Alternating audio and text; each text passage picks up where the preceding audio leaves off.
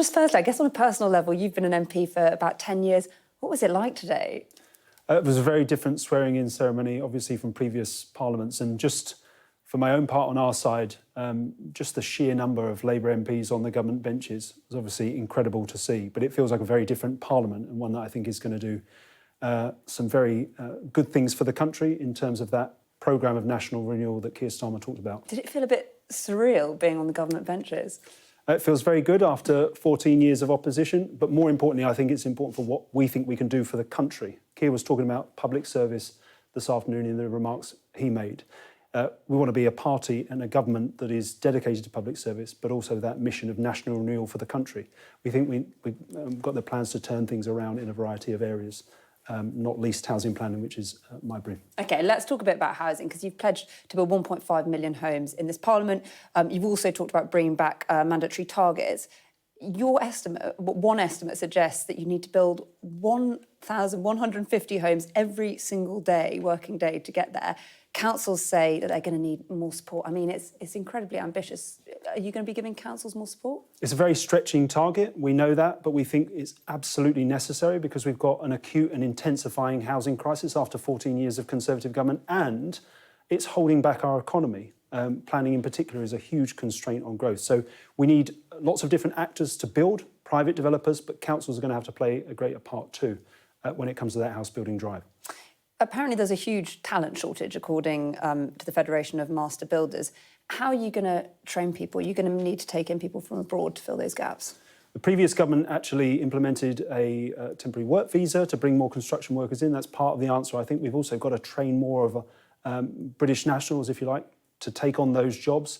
That's what my colleague, the Secretary of State for Education, will be doing through that skills agenda in local areas. But we've also got to look at things like modular construction and how we can look at different methods to build. But absolutely right on the construction side, but also on the planning system side, there's a real capacity issue and we've got to take urgent steps to address it. So you accept that there's a kind of gap there, there's a problem? There is a problem and we have to take steps to address it, absolutely, both on the construction and planning side. I want to talk to you about slogan, because you've taken, not you personally, but Labour have taken the word levelling up out of the department title. And I'm actually going to read you a Boris Johnson tweet. Axing levelling up shows a lack of ambition and a failure to believe in this country's potential. Labour will axe Brexit next. Then they will pointlessly whack up taxes.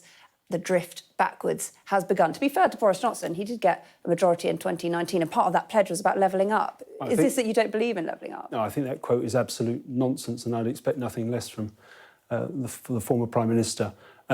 We think that levelling up, in the way that the government approached it, was a gimmick. It ran through the department's title. It was not felt by communities. And what we had too often was communities held back, forced to bid, to come to Whitehall to beg for small pots of money in different areas.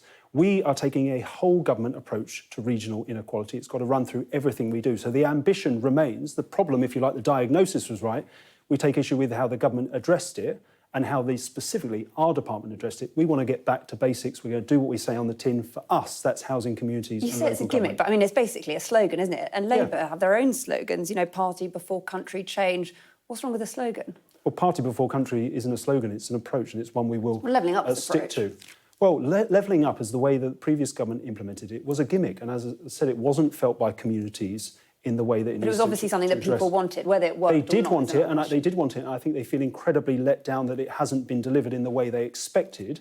As I said, we're going to take a whole government approach to regional inequality. It's not just going to be a gimmick and a slogan stuck on a department wall, if you like. It's going to run through everything we do. Do you think levelling up is, I guess, a noble aspiration at least? The aspiration to address inequalities between regions and within regions is absolutely the right one. And it's the failure of the previous government not to do enough on that agenda. We are going to get things done where they've failed. All right. I want to ask you about Renters Reform Bill, because this is something you've been talking about for a long time. How quickly is that going to come back? It's a priority. We're taking steps to bring it forward as early as we possibly can. We've got to make... I'm not going to give you a timeline. We're only a couple of days into a new Labour government. It remains a priority for us. We're working at pace to overhaul the legislation that the previous government failed to take through. If you remember, 5 years they had to honour their commitment to abolish Section 21 no-fault evictions. They didn't do it. They didn't push it through in the wash-up in the last Parliament, despite our offer to take it through. We've got to take the steps to bring forward a piece of legislation that's robust, that delivers for renters, that decisively levels the playing field between tenants and landlords. We'll do that as soon as we possibly can. I want to ask you a bit about Tony Blair. He has been full of advice since you guys have won the election. Is that welcome advice? Do you think he's backseat driving? No, always happy to listen to advice from Tony and anyone else who's served in the last Labour government. They've got a huge amount of experience and insight about what we need to do, but we'll take our own distinctive approach as a new government. When you say your own distinctive approach, does that mean you'll ignore Tony Blair if you need to? No, that's not what I said at all. You're putting words into my mouth. No, I'm just asking. We won't ignore, always would listen to advice from Tony on this and many other areas, but we've got an agenda that we set out in our manifesto, a programme for national renewal. That's our absolute focus. And in my area, tackling the housing crisis and therefore boosting economic growth is what we're absolutely focused on. Tony Blair said that the UK will need to be part of a political family on the continent. Is that something that you agree with? We do need closer cooperation with our European partners. We set out precisely in our manifesto what that looks like. That will be a renegotiated trade and cooperation agreement. We think the government previously got a very thin deal. It's not doing much for our economy. We think we can have a closer economic relationship in a way that benefits the UK and a closer relationship when it comes to security and defence. I want to ask you a bit about Diane Abbott because Keir Starmer paid tribute to her in the Commons today. I mean, it just felt a little bit rich given that at the start of the election it wasn't even clear if she was going to be allowed to stand for the party. She did stand. I thought it was welcome, the tribute that Keir paid, because I think everyone in the House, returning MP or new MP, recognises the contribution that Diane has made, the glass ceilings that she smashed, and how she is therefore viewed amongst the public, particularly in the black community, for breaking those glass ceilings. So I think it was welcome that he made the statement about her. I mean, he hasn't exactly been an enthusiastic supporter of her over this campaign, has he? I don't think that's fair to say. She stood as a Labour candidate. She's been elected as Labour MP as part of the new government.